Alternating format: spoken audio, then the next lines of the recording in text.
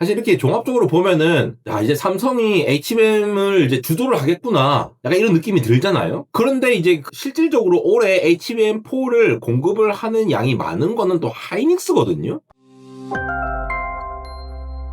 네, 여러분 반갑습니다. LA입니다. 삼성전자에서 드디어 HBM4를 세계 최초로 양산 출하했다라고 공식적으로 발표를 했죠. 설 연휴를 맞이하기 전에 이렇게 삼성 뉴스룸에서 이렇게 발표를 한 내용입니다. 2월 12일에 발표를 했고 사실 여기 굉장히 좀 놀라운 내용들이 많았습니다. 이 11.7GBps라고 하는 것이 TSV 이 2048개 데이터 핀들이 쭉 나올 때 각각의 핀의 속도를 원래 HBM4의 속도보다 훨씬 더 높은 11.7GBps로 엔비디아가 갑자기 바꿔서 요청을 한 바람에 이게 되니 안 되니 하이닉스도 된다 안 된다 이런 말이 많았는데 일반적으로 이게 된다라고 얘기를 했고요. 이런 말도 있죠. 최대 13GBps 이런 말도 있고 삼성에서 그래도 수율이 굉장히 높다라고 하는 선단 공정 중에 하나인 4나노 로직 베이스 다이를 적용했다 이런 내용들이라든가 그 다음에 디램 원시 공정을 사용했다라는 거 하이닉스보다 더 나은 공정을 사용했다 이런 얘기들 나오는데 사실 이렇게 종합적으로 보면은 야 이제 삼성이 HBM을 이제 주도를 하겠구나 약간 이런 느낌이 들잖아요. 그런데 이제 실질적으로 올해 HBM4를 공급을 하는 양이 많은 거는 또 하이닉스거든요. 근데 또 하이닉스는 아직 콜을 안 받은 것 같고 뭐 여러 가지 복잡한 문제들이 많아가지고 사실 주변에서 많이들 물어보십니다. 지인들이 물어보셔서 이제 대답을 드리고 있었는데 그 내용들을 총괄해가지고 여러분들이 궁금해하실 만한 것들 13GBps가 진짜 13GBps를 지원한다는 거는 사실이거든요. 공식적으로 발표를 한 거니까. 근데 이게 이제 최대 13GBps라고 하는데 어제 나온 기사에서는 또 이런 것도 나오더라고요. 삼성이 13GBps짜리로 하이엔드급으로 잘 나가는 거는 삼성이 맞고 또 아닌 거는 SK 하이닉스가 맞다 이런 표현들도 있는데 저는 그렇게 생각하지 않지만 어쨌든 이게 객관적인 팩트 분석으로 어떻게 생각을 할 수가 있는지를 좀 알아보고 여러 가지 키워드가 있잖아요. 월드 퍼스트니 그래서 HBM은 이제 삼성이 앞서가는 것이니 그래서 삼성이 주도권을 잡았다라는 게 진짜 타당한 건지 타당하다면 뭐 어떤 걸 기준으로 봐야 된다라는 건가 그리고 이미 양산을 했다라고 선언을 했는데 삼성이 옛날에 전례가 있죠. 세계 최초로 3나노 GAA 파운드리를 양산했다라고 선언을 했지만 그거는 삼성의 선언일 뿐이었고 결국 그 3나노는 굉장히 그 일부 고객사한테만 좀 준 것 같고 지금 이제 2나노를 다시 하는 게 되잖아요. 그렇게까지 한 2년이 걸렸는데 이번에 2월에 양산이라고 하는 것이 통상적인 의미의 양산인 건지 이것도 살펴볼 거고요. 최종적으로 엔비디아가 그리는 그림 뭐 하이닉스라든가 마이크론이 다 들어와서 하려고 하는 요것들 관련해서 현재 HBM 상황에 대해서 HBM4를 양산한다는 상황에서 삼성의 위치와 SK 하이닉스 우리나라 두 대기업의 움직임이 어떤지를 한번 분석을 해보았습니다. 우선 이 13GBps 요 상징적인 숫자잖아요. 하이닉스가 요걸 달성을 못한 것으로 보여요. 이걸 어떻게 해석을 해야 되느냐라는 부분이 있는데 요걸 알기 위해서는 기존의 HBM이 어떤 구성으로 되어 있는지를 확인해 봐야 됩니다. 제가 보는 이 13GBps라고 하는 거는 결국은 최대 13GBps라고 했잖아요. 최대라고 했습니다. 그러면 이 최대라는 게 무슨 의미냐? 어떤 거는 13GBps고 어떤 거는 뭐 11GBps만 지원하는 거냐? 보통 이제 업계에서 엔지니어들이 말하는 걸로 봤을 때에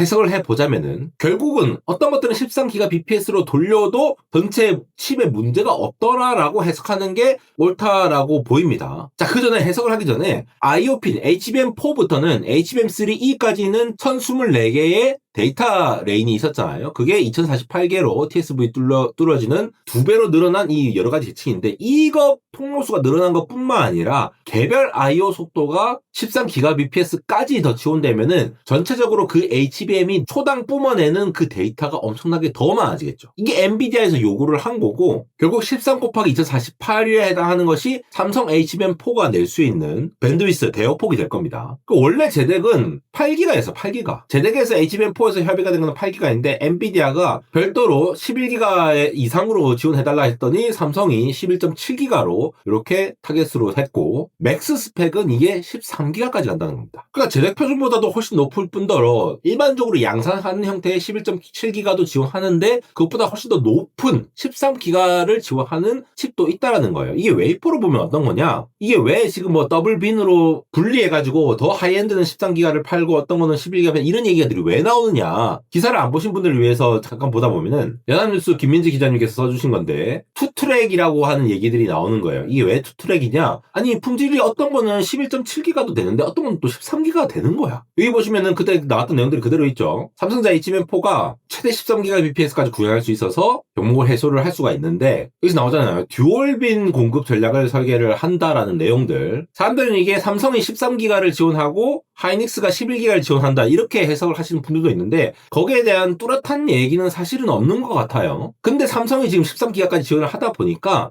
13기가는 삼성이 지원하고 하이닉스가 17기가를 지원하는 거 아니야? 이런 추정을 하는 건데 그렇게도 될 수도 있고 혹은 11.7기가 이상의 최고 속도 구간 그러니까 13기가나 11.7기가나 전부 다 해서 그렇게 할 수 있는 구간이 있는 하이엔드급이 있고 또 10GBps로 조금 낮춘 것들 이러면은 속도가 좀 안 나오는 수율 낮은 것들을 갖고 와서도 이제 제품을 할 수가 있으니까 병목을 해소할 수 있겠죠. 그래서 이제 더블 빈으로 나눠서 한다는 얘기를 나오는 게 결국은 이거예요. 반도체는 이 수율의 문제잖아요. 이 전체 중에서도 특성상 13GBps를 달성하는 삼성 HBM4가 있을 거고 대량 양산형으로 11.7기가 지원하는 게 있을 텐데 이 로어 빈이라고 해당하는 좀 속도가 안 나오는 애들이 있을 거예요. 속도가 왜 안 나올까 하면은 이 반도체 특성이 안 좋은 거죠. 노이즈가 많이 끼고 I/O 속도로 빨리빨리 보내야 되는데 이 IA 다이어그램 같은 거 그리면은 이 파형들이 뭉개지면서 제대로 이게 신호가 안 나온다라는 거예요. 근데 그 속도를 조금 늦추면은 그게 덜 뭉개지면서 데이터를 읽을 수 있으니까 이게 좀 속도가 잘 나오는 놈들이랑 안 나오는 놈들 나눠서 할 건데 그거를 삼성의 13기가랑 하이닉스의 11기가로 나누는 것인지 11기가 이상으로만 하이엔드로 하고 그것보다 속도 안 나오는 것들을 같이 할지 이거에 대해서는 아직 모른다는 거죠. 이건 어쨌든 업계에 따른 소문 취재 결과이기 때문에 그래서 보통 이 최대치라는 표현 자체가 13기가 최대치로 한다는 표현이 업계에서는 흔히 말하는 이제 골든 샘플인 거죠. 상위 빈에 해당하는 거예요. 좋은 샘플에 대한 것들의 요거보다 근데 삼성이 이거를 충분히 13기가로 많이 찍어서 내보낼 수 있으면은 삼성만 이 13기가를 내올 수 있다 이렇게 하겠지만 또 삼성 입장에서도 이 양산형에 해당하는 요것도 팔아야 되잖아요. 그래야 돈을 벌지. 무조건 속도가 올리는 게 대수가 아니니까. 이게 다 팔아야 되는 거기 때문에 삼성만 이걸 지원한다 이렇게 해석을 하시면 안 될 것 같고 전체를 상상하는데 삼성 요거까지도 지원할 수 있는 특성을 갖췄다라고 이해를 하는 것이 맞을 것 같습니다. 이게 왜 수율과 직결이 됐느냐라고 해석을 하면은 HBM은 이게 칩이 하나가 아니잖아요. D램이 있는데 이 D램 자체 수율도 있죠. 이번에 삼성의 같은 경우에는 하이닉스하고는 다르게 그 다음 세대의 공정을 썼어요. 마치 파운드리를 4나노 공정을 쓰다가 2나노 공정을 쓴 것 같은 그런 것처럼 D램도 원비 공정을 써가지고 HBM3 막 이런 거 만들려고 했는데 안 되니까 1C 공정을 쓴 거예요. 원비 공정을 쓰다가 안 되니까 뭐 열도 많이 나고 뭐 이랬대요. 그래서 그 D램 공정을 바꿔가지고 쓰는 이 D램 자체도 수율이 있는데 이런 것들을 엘리베이터로 뚫어야 되잖아요. 지금 예를 들어 16단 HBM4 같은 경우에는 16개를 쌓아야 돼요. 이 D램들을 16개 쌓아야 되는데 쌓으면은 신호선이 안 나오니까 TSV라고 하는 이 엘리베이터 구멍 뚫는 공정을 쓰는 거죠. 그게 2048개의 데이터를 뚫게 되는 건데 그 뚫는 과정에서도 막 크랙이 발생하거나 뭐 고장이 날 수 있잖아요. 그러면 또 난릴 거고 뿐만 아니라 얘네들 또 이제 TSV 한 다음에 얘들을 본딩을 해야 되죠. 그래서 원래 HBM3 때는 하이닉스는 TC-MUF 방식, Thermal Compression이죠. 열 압착 머프 방식으로 한 거고 삼성이나 마이크론은 TC-NCF 방식을 했다. 이번 HBM4에서는 어떻게 되는지 모르겠지만 하이닉스는 어드밴스드 MR 머프를 쓴다고 했고 삼성은 NCF를 썼는지 잘 모르겠어요. 그래서 이 수율도 있는데 이 수율이 쌓여가지고 TSV 뚫는데 또 깎일 수 있는 거야. 그런데 거기에서 또 베이스 다이 같은 경우에도 삼성은 삼성 자체가 만드니까 이 베이스 다이라고 하는 거는 흔히 말하는 로직 반도체라고 보시면 됩니다. 파운드리 공정으로 하는 거니까 그걸 이제 4나노로 굉장히 선단 공정을 썼단 말이죠. 근데 얘네들이 다 곱해져갖고 수율이 나오니까 수율이 엄청나게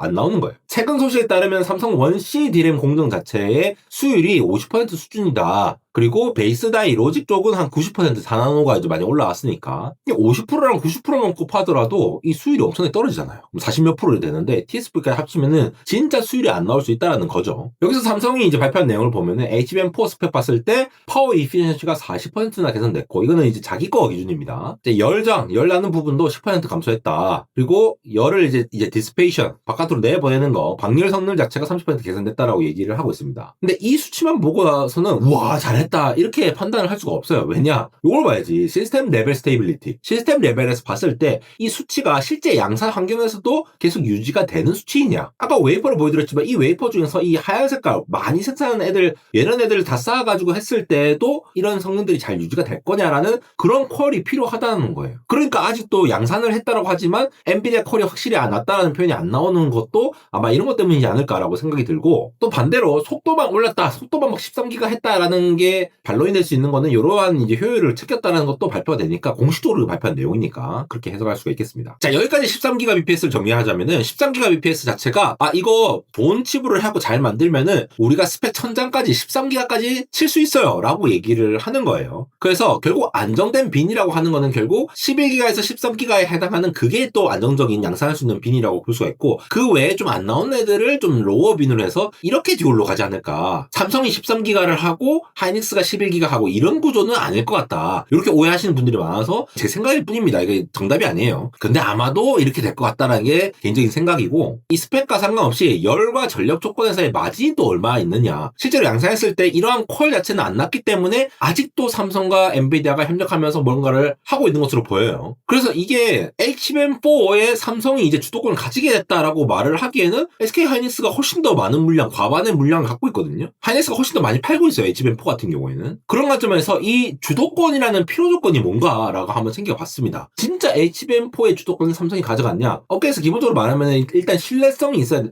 품질 같은 것들 얘기를 하는 거죠. 장기적으로 막 이렇게 열이 막 되는 상황에서, 혹은 전기를 막 돌렸을 때 그 상황에서 전력이라든가 이런 것들의 불량률이 얼마나 되느냐, 이러한 퀄도 필요할 거고요. 지속적으로 분기 단위로 공급을 짝짝짝 할 수 있을 만큼 캐파를 충분히 확보를 해서 수율이 잘 나오느냐, 이런 문제도 될 거죠. 그 다음에 엔비디아하고도 이제 코어 디자인을 같이 해야 되니까 결국은 HBM만 그냥 띡 주변 끝난 게 아니라 HBM과 베이스다이까지 삼성이 만들면은 그거를 엔비디아의 GPU와 이 TSMC의 코어스를 통해 가지고 같이 이렇게 연결해갖고 만들 건데, 요거를 할 때 왔다 갔다 코어 디자인을 잘 할 수 있을 것이냐, 실용적으로 원가는 얼마나 되느냐, 이런 것까지 다 확인을 해봐야 되는 상황인 거죠. 근데 현재 이 마켓 셰어로 봤을 때는 하이닉스가 압도적이거든요. HBM3 2위 기준이지만 이제 HBM4부터는 삼성이 달라질 거예요 라고 말씀을 하실 수도 있는데, 여전히 그것조차도 SK 하이닉스가 훨씬 더 많이 생산하기로 했어요, 이미 계약이 된 게. 근데 이제 바뀌어 간다는 거죠. 삼성이 이렇게 더 나은 공정으로 베이스 다이도 4나노 공정으로 이렇게 해가지고 신호선이 잘 나오게끔 하면은 일단 엔비디아 입장에서는 좋아요. 왜냐? 하이닉스만 만들 수 있었던 건데 삼성도 만들 수 있게 된 거니까, 삼성이 더 잘하건 못하건 생산량이 적건 많았던 간에 플레이어가 하나 더 들어오기 때문에 엔비디아 입장에서는 더 가격을 내릴 수 있게끔 하는 거죠. 자, 그런 관점에서 봤을 때 업계 최초의 상용 HBM4 출시라고 얘기를 했지만, 이거 자체가 이제 삼성의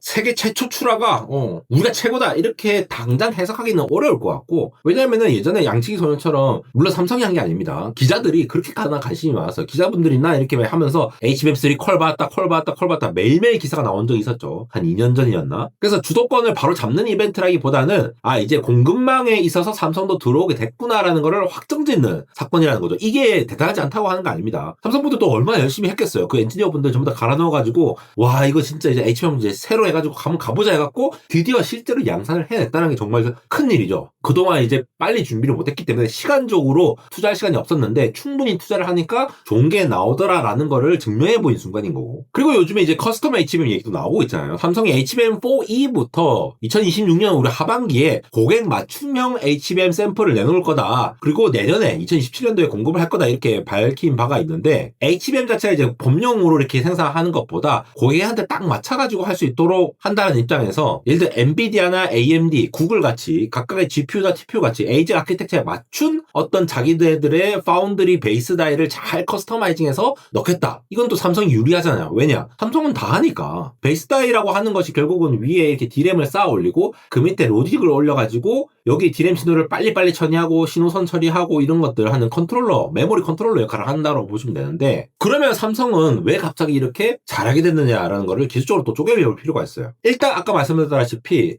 HBM4에서 이 D램의 공정이 원C 공정, 6세대 D램 공정이거든요. 하이닉스나 그 이전에 마이크론이 쓰는 원B 이전의 공정들보다는 이 원C가 기본적으로 D램 셀이라든가 주변 회로의 미세화, 전력이라든가 속도 같은 것들에 훨씬 더 좋겠죠, 특성이. 근데 그만큼 더 작은 셀을 더 섬세하게 깎아야 되기 때문에 그 공정 자체가 돈이 훨씬 더 많이 드는 공정일 겁니다, 원비보다. 우리 TSMC도 5나노보다는 3나노가 비싸고 3나노보다는 2나노가 더 비싸잖아요. 웨이퍼 단자가 비싼 게 수율 자체도 그렇지만 또 기본적으로 그러한 공정 자체가 복잡하고 하기 때문에 돈이 더 많이 들겠죠. 그래서 HBM이 D램 다이만 좋다라는 것뿐만 아니라 이 베이스 다이가 결국은 중요해서, 적층했을 때의 어떤 열에 대해서 잘 이렇게 대응을 할 수 있느냐, 이 신호가 잘 이렇게 떨어져 갖고 베이스 다이에서 잘 처리할 수 있느냐, 이런 부분들을 봐야 되는데, 이 베이스 다이에서 특별히 IO가 2048개로 갑자기 확장이 되다 보니까 결국 이 베이스 다이가 이 파이라고 하죠, 물리 계층으로서 그 데이터 신호들을 쫙 받아가지고 2048개를 받아가지고 전력도 분배를 잘 해줘야 되고 신호들도 인티그리티 때문에 리타이밍도 잘 해주면서 신호가 이제 뭉개질만 하면 다시 이렇게 세우고 클락이 뭉개질만 하면 다시 세우고 이런 식으로 해야 돼요. 근데